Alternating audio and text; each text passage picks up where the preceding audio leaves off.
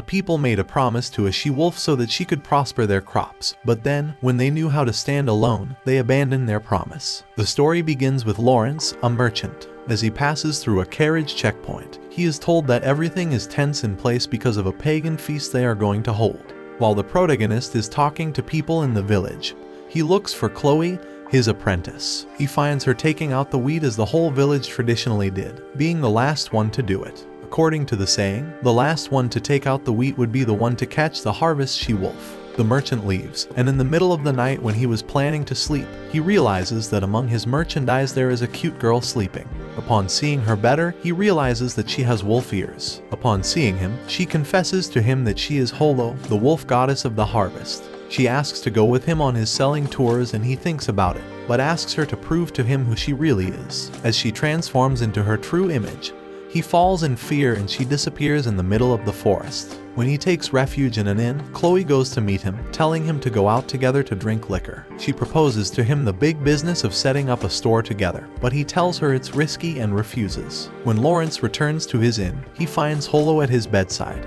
She tells him that wheat is what allows him to move, appear, take his original form and return to human. Talking to Lawrence, she tells him the truth of how the villagers blamed her for the cessation of harvests. When they saw the abundance that she caused, they did not let the land rest, so the crops were coming up sparser and sparser. They blamed her for being capricious, forgiving when she wanted to, when it was just part of the nature of the land.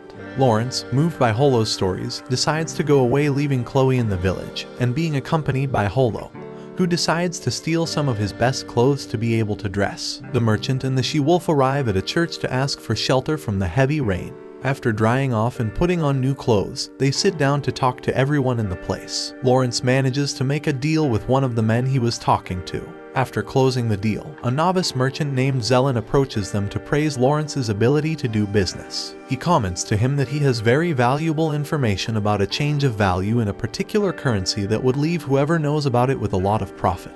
He was interested in exchanging the information for money and commissions. When they are alone, Holo warns him that his wolf-like ability lets him see that the boy was lying, and to be careful with the business he was proposing. But what puzzles them is not knowing the reason. Before leaving, Zelen tells her to look for him in a bar in a nearby town to close the deal, and they both walk along different paths towards the place. While making a wolf joke, Holo jokes bragging about how wolves eat humans to steal their intelligence, but this unlocks tragic memories in Lawrence, who cuts the conversation short. Later, clearly affected, Holo confesses to attacking humans as well, but always out of fear of being attacked. Lawrence consoles her. After a long journey, the couple arrives in a port city. Holo is tempted by the local fruits, and getting a coin from Lawrence, she does not hesitate to spend it all on apples, filling the carriage not only with skins, but also with apples. They arrive in front of a big house where they trade with foreigners, and could get information about the currencies Zelen talked about. However, Holo's cunning comes into action, taking advantage of the fragrance that the apples had left on the skins. He convinces the buyer that it is a very particular type of skin, getting a great deal with a large profit. After celebrating the ample win, Lawrence shares with Holo that he didn't get any information about the currency Zelen mentioned. Sometime later, the three of them get together for wine, and Zelen confesses to him that he is not entirely sure what he is offering, but that it is a prediction. He would give him the information in exchange for money and 10% of Lawrence's earnings if he did well. If not, he would give him his money back. They close the deal the next day. Is how with Holo they begin to draw conclusions once they know which is the currency that will have a great increase in value according to Zelen. They go to the port with a friend of Lawrence, who was his trader for the currency exchange. Is how with his wolf ears, Holo listens to the jingling of the coins to see their silver content, to see if it went up or down.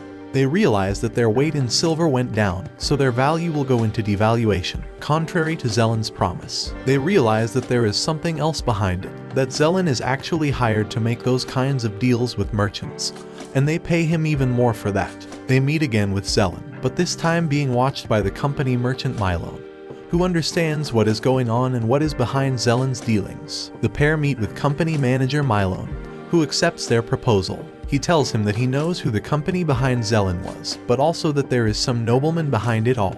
They reach an agreement to share profits, which excites Lawrence. Already in the inn, Lawrence gets into his bed in the dark, when inside he finds Holo by his side. But different from what he thought, she warned him of the presence of three men outside the room.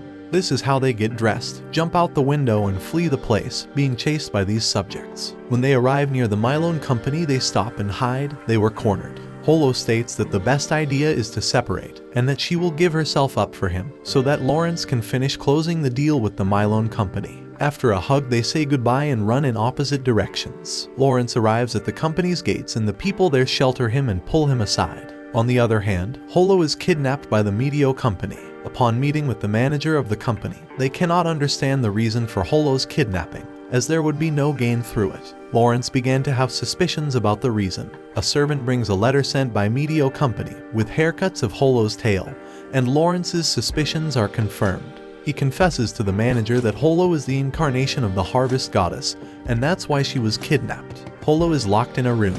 The manager and Lawrence begin to think of possible solutions to rescue Holo without losing money or recognition or privileges for the discovery they made.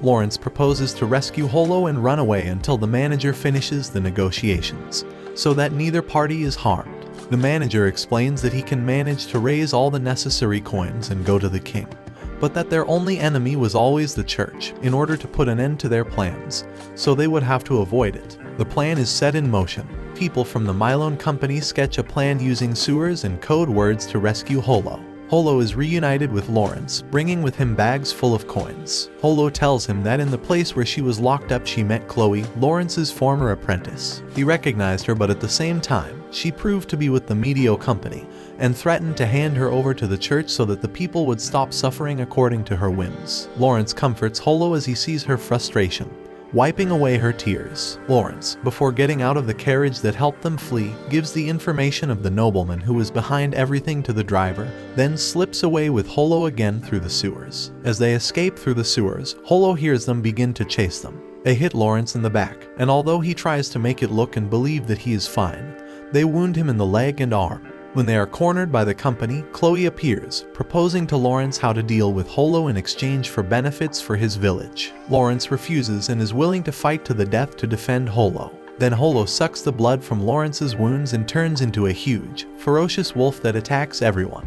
Only Chloe is left, and when Holo corners her, Lawrence yells at her and she just takes the bag of wheat and leaves. Lawrence wakes up in the hospital. At his side, the manager explains to him how Holo gave him to them to take care of him when he returns to his human form. The manager tells Lawrence that he was able to close the deal, but that he would only get 120 coins, nothing compared to his expectations. But he tells him that the Middle Company bought the rights to the coin and paid him thousands of coins in exchange, which Lawrence asks to collect in the form of pepper to be able to continue selling. After closing the deal, he receives a letter that directs him to the cargo sector, where Holo was waiting for him.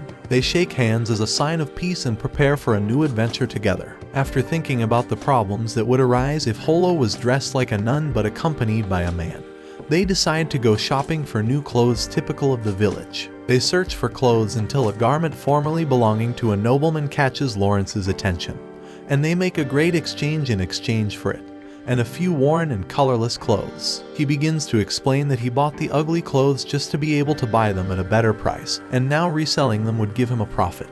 They start laughing, joking, and even flirting. Finally, they intertwine their hands for the first time. They arrive at the place of a man who is interested in buying the pepper they brought with them. They weigh it on a scale, but upon seeing how much the pepper weighed, Holo interrupts by asking for water. They were about to close a modest deal when Holo, standing with his glass of water, pretends to get dizzy and throws all the contents on the table, showing how the table was doctored, tilted so that the scales would show in favor of the buyer. Realizing the deception, Lawrence asks her to take out goods on credit for double the amount they agreed upon, buying her silence for the scam. Lawrence demands armor in return. 1546, they head to a new town, much larger than the previous one. In the middle of the trail, they meet a very beautiful shepherdess, who earns Holo's disapproving glance. The shepherdess asks Lawrence to hire her, that she is very good at scaring wolves and wants to escort them to the town where they wanted to go.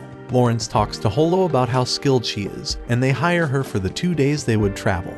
In a conversation, Nora, the shepherdess, shows her dissatisfaction with her boss, who belongs to the church, and Lawrence talks to her about getting a new boss, to which she does not respond. Lawrence decides to ask for help in his guild, so he leaves Holo waiting outside and he enters the building. After greeting each other very warmly, Lawrence tells him about how he got to the place. The guild leader warns him not to fall in love with the local pastor. The church is suspicious of her. The guild leader signs the certificate so that Lawrence can sell the goods. They arrive in front of the Remiro company, where he is received by hostile people who, when he tries to sell the armors, accuse him of being bankrupt, because the armors were worthless since there would be no wars soon in that place. Lawrence meets with the head of the company, who gives him 2 days to settle his debt with him. Lawrence decides to start asking for loans, but everyone denies him. The more he hears no, the more his desperation grows. He gets to the point of yelling at Holo, but despite his regret, she abandons him. Lawrence arrives at the inn with the few 3 coins he had managed to get and leaves them with Holo, so that when he is captured she can escape.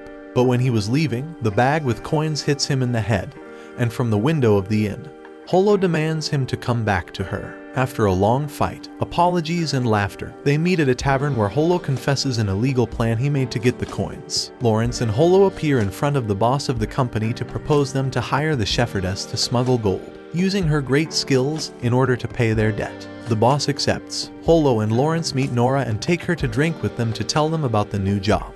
They are honest with her and tell her about the plan to hide the gold in her sheep to make a profit for everyone. Nora accepts the deal. The whole team sets out for the place where the church kept its gold bars. They begin the most difficult journey through the forest full of wolves. In the middle of the night, when everyone was resting, they are threatened by wolves that surround them from the shadows. But the danger passes and the next day they can continue their journey. When they arrive in front of the city, the man who accompanied them goes to do business while Nora, Lawrence, and Holo wait for him outside the city, sitting on a hill. When he returns, he brings a bag full of gold with him. When they return, they come along a foggy road, so they must hurry their pace to avoid being attacked by wolves. A wolf threatens to attack Lawrence, but one look from Holo with a go away is enough to scare it away. A big howl comes from a huge wolf, scaring everyone away. Lawrence and Holo say goodbye to the rest and stay in place. Holo states that they are not common wolves and prepares for a confrontation. The wolves and the big wolf surround Holo. On the other hand, Lawrence continues on his way, until the company shows up, ostensibly to help him. But instead they beat him, tie him up and say they must finish him off for fear of the business going bad and try to bribe their boss. The end. Thanks for watching. Please like, subscribe, and click the bell icon to get new anime recaps.